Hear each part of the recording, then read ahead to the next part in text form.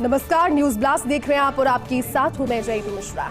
शुरुआत करते हैं खबरों के साथ, लेकिन आज 17 नवंबर की तारीख बेहद खास राजस्थान के लिहाज से, क्योंकि राजस्थान के मानगढ़ में सबसे बड़े नरसंहार की बरसी है आज। इंडियन एक्सप्रेस में केंद्रीय मंत्री अर्जुन राम मेघवाल का लेख आज प्रकाशित हुआ। उन्होंने लिखा कि मानगढ़ के गुमनाम शहीद 1500 यानी कि 1500 आदिवासियों ने शहादत अपनी जिंदगी की दी थी। गोविंद गुरु के नेतृत्व में देश के लिए शहीद हुए थे आदिवासी। स्वामी दयानंद सरस्वती के उपदेशों से प्रभावित थे गोविंद गुरु। भील समुदाय के सामाजिक विकास में गोविंद गुरु जुटे हुए थे। 17 नवंबर 1913 को मानगढ़ में भीलों का विशाल सम्मेलन था। करीब 1.5 लाख लोगों को सम्मेलन में बुलाया गया। लोग वहां पर पहुंचे अपने गुरु के आह्वान पर, क्योंकि गुरु भक्ति और देशभक्ति का एक अनूठा संगम इस सम्मेलन में देखने को मिला। लेकिन इस सम्मेलन में अंधाधुंध गोलियां चली। ब्रिटिश सरकार की पुलिस ने 1500 आदिवासियों की हत्या कर दी। ये 1500 आदिवासी जो कि गुमनाम थे, लेकिन देखते ही देखते ये अपनी मातृभूमि के लिए शहीद हो गए। नए भारत के लोगों को मानगढ़ की घटना से प्रेरणा लेनी चाहिए। तमाम वो बातें जो कि इस लेख के दौरान कही। और देखिए, मानगढ़ का जो सियासी महत्व है वो भी किसी से नहीं छिपा हुआ, क्योंकि भारतीय जनता पार्टी और कांग्रेस दोनों की कोशिश रहती है, हर दल की जो कोशिश है वो यही रहती है कि मानगढ़ से, क्योंकि आदिवासियों का एक बड़ा प्रतिष्ठित समुदाय भी वहां से आता है और साथ ही साथ आदिवासी समुदाय के होने के एक बड़ा तबका वो भी है जो कि सहायता कर सकता है किसी भी सरकार को बनाने और गिराने में। कोशिश उनकी यही। लेकिन आज का दिन बेहद खास, और आज का दिन याद करने के लिए उन 1500 आदिवासियों को जिन्होंने अपनी शहादत अपनी मातृभूमि के लिए अपने गुरु के एक आह्वान पर दी थी।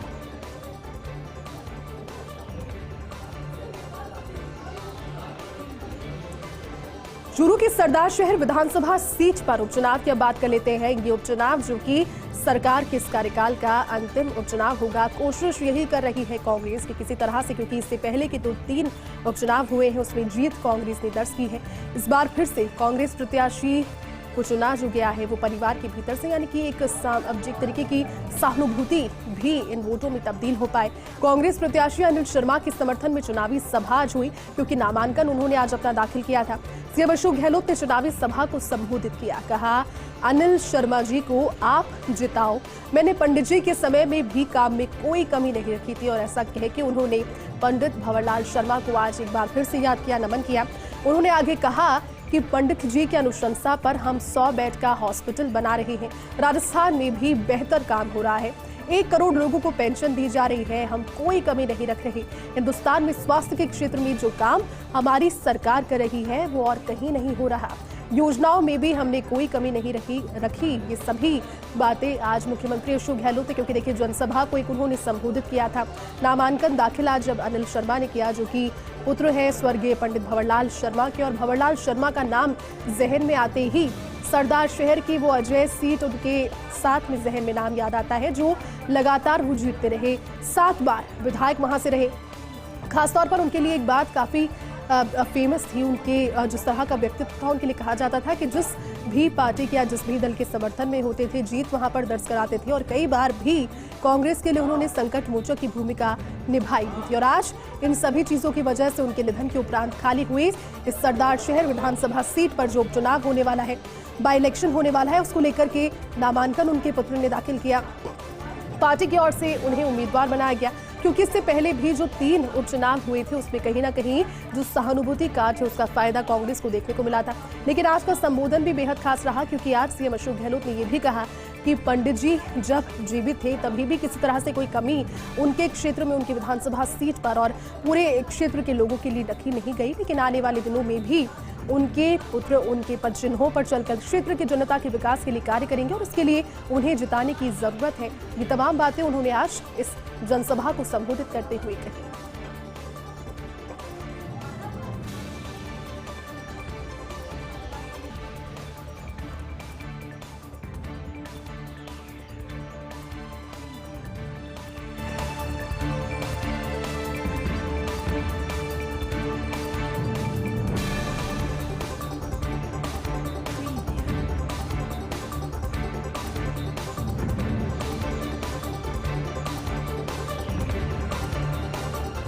तो वही बात हम कर रहे हैं चूरू के सरदार शहर विधानसभा सीट पर उपचुनाव की। तो कांग्रेस प्रत्याशी अनिल शर्मा के समर्थन में आज चुनावी सभा हुई। सीएम अशोक गहलोत ने इसे संबोधित किया, लेकिन संबोधन के दौरान उन्होंने शिक्षा, चिकित्सा और तमाम वो जरूरतें जो कि किसी भी व्यक्ति के जीवन से जरूरी जुड़ी हुई होती है, जो प्राथमिकताएं होती है, जो तरह से शिक्षा का जिक्र किया। कहा कि Mahatma Gandhi school, English medium जो भी स्कूल है वो एक बड़ी पहल सरकार की है। उन्होंने कहा कि तत्कालीन शिक्षा मंत्री गोविंद सिंह डोटासरा की सोच थी कि प्रदेश में भी इस तरह के स्कूल्स खोले जाएं जो कि इंग्लिश मीडियम और वैसी ही गुणवत्ता की शिक्षा बच्चों को दें और उसके बाद में बच्चे शिक्षित बने। अंग्रेजी की वजह से किसी भी बच्चे को विकल्प के तौर पर ना देखा जाए। उसके बाद में अंग्रेजी अगर शुद्ध होगी और अच्छी होगी अपनी मातृभाषा के साथ, तो आगे के द्वार भी खुलते हैं। इस चीज को वो खुद भी स्वीकारते हैं। ग्रामीण क्षेत्रों में इससे क्रांतिकारी बदलाव आएंगे, उन्होंने आज अपने संबोधन में ये भी कहा। साथ ही कहा कि उच्च शिक्षा के क्षेत्र में भी हमने 4 सालों में रिकॉर्ड स्कूल्स खोले हैं। देश के संविधान की धज्जियां उड़ रही है। एक बार फिर से उन्होंने कहीं ना कहीं केंद्र सरकार और भारतीय जनता पार्टी को आड़े हाथों लेने की कोशिश की। कहा कि महंगाई और बेरोजगारी ने देश में लोगों की कमर तोड़ दी है।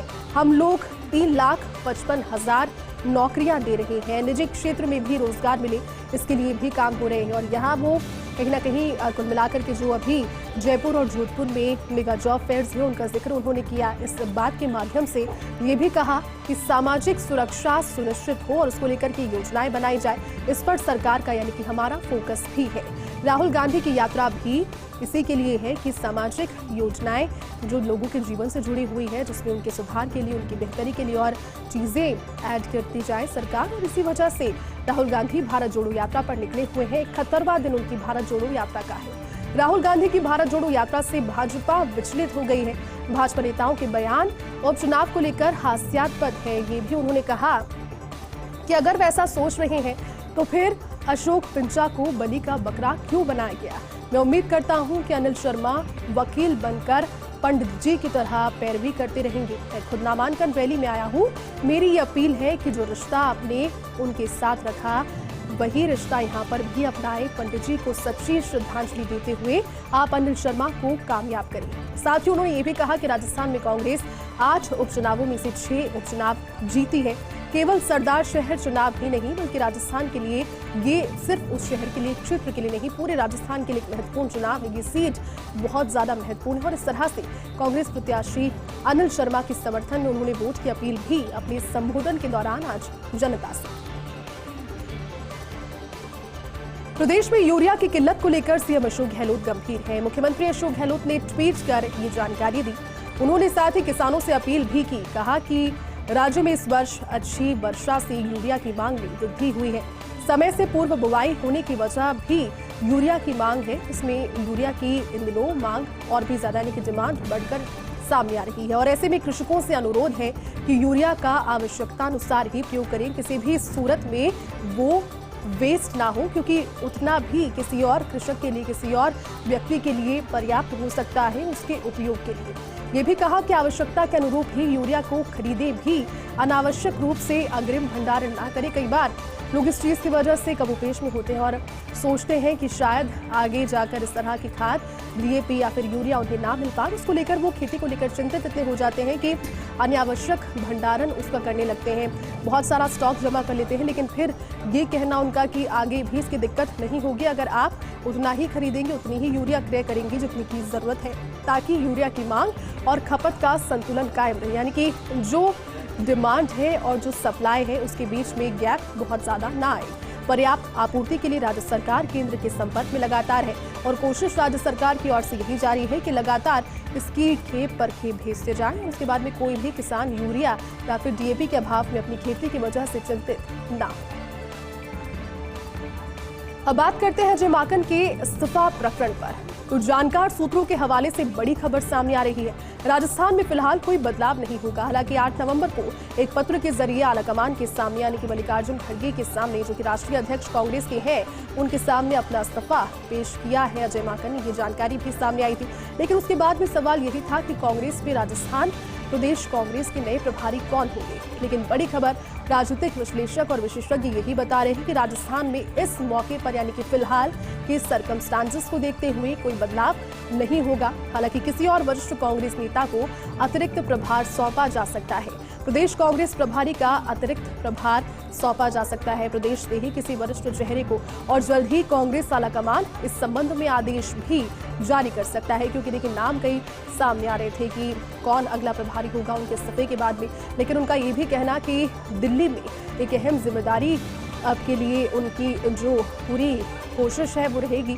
अटकल ये थी कि क्या कोई बड़ी जिम्मेदारी उन्हें दिल्ली में दे दी गई है, या फिर जो 25 सितंबर को राजस्थान में घटनाक्रम हुआ था, जो वाकया हुआ था, उसकी वजह से आलाकमान में ये एक वो मन में उनके प्रति एक चीज़ थी कि ठीक से उसको मैनेज नहीं कर पाए। मिसमैनेजमेंट का कहीं खामियाजा तो नहीं, तमाम चीज़ें जो कि सामने आई थी। लेकिन जल्द ही कांग्रेस आलाकमान इस पर अपने आदेश भी जारी कर सकते हैं, और उससे पहले राजस्थान से ही किसी वरिष्ठ चेहरे को ये अतिरिक्त कार्यभार प्रदेश प्रभारी के तौर पर कांग्रेस की ओर से सौंपा जा सकता है।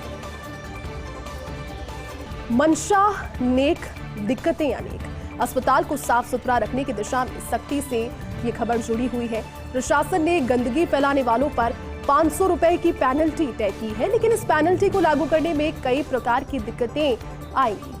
और ये दिक्कतें इसलिए हो जाएंगी क्योंकि अस्पताल में आते ही हर श्रेणी के मरीज और तीमारदार, देखिए, कोई भी व्यक्ति ये सोचता नहीं है कि अगर परिजन बीमार है तो फिर सबसे निजी अस्पताल लेकर पहुंचते, लेकिन फिर बेहतर चिकित्सा के लिए उन्हें रेफर भी किया जाता है। अस्पताल में हर श्रेणी के मरीज पहुंचते हैं, उनके साथ उनके तीमारदार पहुंचते हैं, लेकिन निःशुल्क इलाज की वजह से भी कईयों की जेब में पैसे नहीं होते। वो इस आस में पहुंच जाते हैं क्योंकि उन्हें पता है कि राज्य सरकार की ओर से उनके लिए इलाज की व्यवस्थाएं की गई है। लेकिन यदि कोई ऐसा व्यक्ति गंदगी फैलाता मिला तो उससे वसूली कैसे की जाएगी, क्योंकि वो तो खाली जेब पहुंचे हैं, और व्यवस्थाएं मेंटेन करने के लिए अगर वसूली नहीं की गई तो फिर एक सख्ती बरते बिना, सख्ती के हुए बिना लोगों में इस चीज़ का डर भी नहीं होगा, वो खुलेआम गंदगी करते रहेंगे।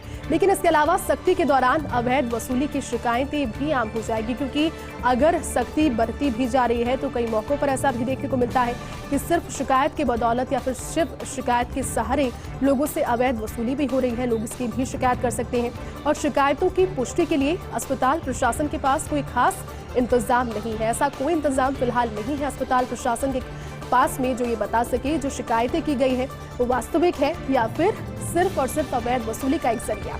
इसी के साथ पेनल्टी लगने से कई बार झगड़े की भी नौबत आ जाएगी। हो सकता है कि जो व्यक्ति पेनल्टी भरने के लिए पहुंच रहा है या फिर जिस पर ये पेनल्टी लगाई गई है वो राशि देना ही ना चाहे, या फिर इस चीज़ को एक्सेप्ट ही नहीं करना चाहे कि उसने अस्पताल परिसर में गंदगी की है, और ऐसे में झगड़े की और गहमा-गहमी की नौबत भी आ सकती है। तमाम वो सारे मिसमैनेजमेंट जो कि हाइपोथेटिकली इसमें हो सकती है। अब इन सभी दिक्कतों का समाधान है सीसीटीवी कैमरे, जिसके दायरे को अगर बढ़ाया जाए तो फिर उसके बाद में सबूत भी रहेंगे, अवैध वसूली नहीं हो पाएगी। आप चेक कर सकते हैं कि ये एक सच में अब इस तरह की गंदगी किसी व्यक्ति ने, उक्त व्यक्ति ने की है। यदि सीसीटीवी कैमरों में कैद होंगे असामाजिक तत्व गंदगी करते हुए किसी सार्वजनिक जगह पर, इस तरह से जो लोग पहुंचते हैं अंदर वो गंदगी या कर रहे हैं या कोई चीज़ को तोड़ने की कोशिश कर रहे हैं, तो फिर उससे कोई विवाद नहीं होगा, क्योंकि फिर उसके लिए पुख्ता सबूत भी होंगे सीसीटीवी फुटेज के रूप में।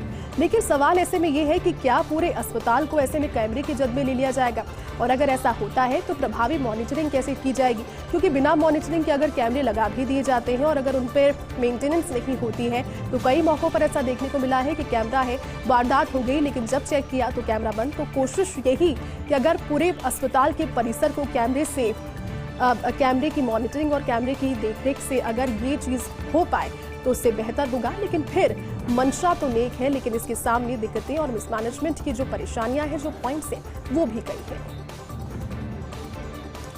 स्वागत है, आगे बढ़ते हैं। चिकित्सा विभाग से अगली खबर है। राज्य स्तरीय एआरटी सेरोगेसी सेल का गठन, उपनिदेशक परिवार कल्याण डॉक्टर मोहनलाल सालुदिया को जिम्मेदारी मिली है। सेल में राज्य नोडल अधिकारी के रूप में डॉक्टर सालुदिया ये काम करेंगे, और सेल में कनिष्ठ विधि अधिकारी मोनिका, सहायक लेखाधिकारी द्वितीय अशोक दुसाद, सहायक प्रशासनिक अधिकारी अशोक भंडारी, साथ ही में वरिष्ठ सहायक सनी कुमार को भी शामिल किया गया है। प्रदेश में संचालित एआरटी क्लिनिक, एआरटी बैंक और सेरोगेसी क्लिनिकों के पंजीकरण, साथ ही उनके नवीनीकरण और अन्य तरह से सभी कामकाज की मॉनिटरिंग का जिम्मा इनके पास रहेगा।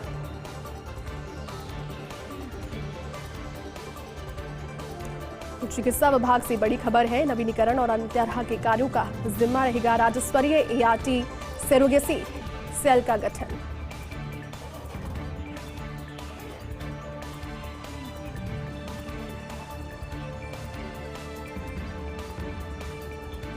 और चलिए इसी बीच एक बड़ी खबर है। उदयपुर अहमदाबाद रेलवे ट्रैक को उड़ाने की साजिश से जुड़ा हुआ प्रकरण और ओढ़ा में रेलवे ब्रिज को ब्लास्ट कर उड़ाने का ये प्रयास था। एसओजी एटीएस ने प्रकरण में 3 आरोपियों को गिरफ्तार कर लिया है और तीनों ही आरोपी जो स्थानीय निवासी हैं वो बताए जा रहे हैं। जिन 3 आरोपियों को गिरफ्तार किया वो स्थानीय निवासी हैं। मुख्य आरोपी फूलचंद मीणा के पास गांव से उसे गिरफ्तार किया गया। जमीन का मुआवजा नहीं मिलने से फूलचंद नाराज बताया जा रहा है, जिस पर रेलवे ट्रैक और पुल बनाने के लिए जमीन अधिग्रहित हुई थी, जिस जमीन को इसके इस्तेमाल में लिया गया और करीब 100 मीटर दूर से माइंस बिछाकर ये ब्लास्ट किया गया था। अब से कुछ ही देर के बाद एसओजी मुख्यालय में पूरे प्रकरण का पटाक्षेप हो जाएगा, लेकिन एक बड़ी सफलता, क्योंकि ये एक ऐसा प्रकरण था जो कि जिसे आतंकी साजिश के एंगल से भी जोड़कर देखा जा रहा था और कोई भी कोर कसर इस पूरे मामले पर नहीं छोड़ना चाह रही थी टीम। लिहाजा इन 3 लोगों को गिरफ्तार किया गया है। बताया जा रहा है कि स्थानीय निवासी वहां के हैं और जो मुख्य आरोपी है फूलचंद मीणा, उससे जब बात की गई, उससे जब एक बार प्राथमिक पूछताछ की गई तो उसने बताया कि जमीन का मुआवजा नहीं मिलने की वजह से परेशान था और इस वजह से गुस्से में आकर आक्रोश के वजह से उसने इस घटना को अंजाम दिया। पूरे मामले का खुलासा होगा जब अब से कुछ ही देर के बाद में एसओजी मुख्यालय में प्रकरण का पटाक्षेप होगा इस प्रेस कॉन्फ्रेंस के माध्यम से। और इस प्रेस कॉन्फ्रेंस में खास बातें वो भी रहेंगी कि इन 3 लोगों के अलावा क्या कोई और भी इनका साथी इस पूरी घटना में संलिप्त रहा, क्योंकि बड़ी कोशिश पुलिस की ओर से रही। उसके बाद में भी लगातार पुल के नीचे से जिलेटिन की छड़ें कभी मिलती रही और भारी मात्रा में जब बारूद और ऐसी विस्फोटक सामग्रियां वहां पर मिली तो सवालिया निशान इन सब चीजों पर थे कि आखिर वहां पर ये किस नियत से किया जा रहा है। पहले कोशिश की और गनीमत इसमें ये रही कि जब ये ब्लास्ट हुआ उससे पहले ही ट्रेन होकर वहां से गुजर गई थी। अब ये तमाम सारे सवाल उनसे पूछताछ में सभी के सामने आएंगे, लेकिन फिलहाल प्रकरण की जो प्रारंभिक जांच में पड़ताल की है टीम ने, अभी इन आरोपियों को गिरफ्तारी के बाद उस पर इस प्रेस कॉन्फ्रेंस के माध्यम से जानकारी अब से कुछ ही देर के बाद दी जाएगी।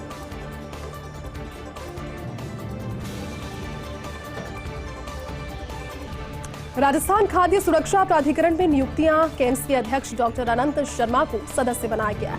Consumer action and network society है कैंस। मुख्य सचिव की अध्यक्षता में इस प्राधिकरण को गठित किया गया है। खाद्य कारोबारियों के प्रतिनिधि के तौर पर बाबूलाल गुप्ता रहेंगे, ज्योति कांटा रहेंगी, पवन गोयल रहेंगे, धर्मेंद्र भंडारी की नियुक्ति हुई है। और इसके अलावा उपभोक्ता संगठनों से डॉक्टर अनंत शर्मा के अलावा मुकेश वैष्णव, प्रमोद झंवर और संजय आर्य को सदस्य बनाया गया है।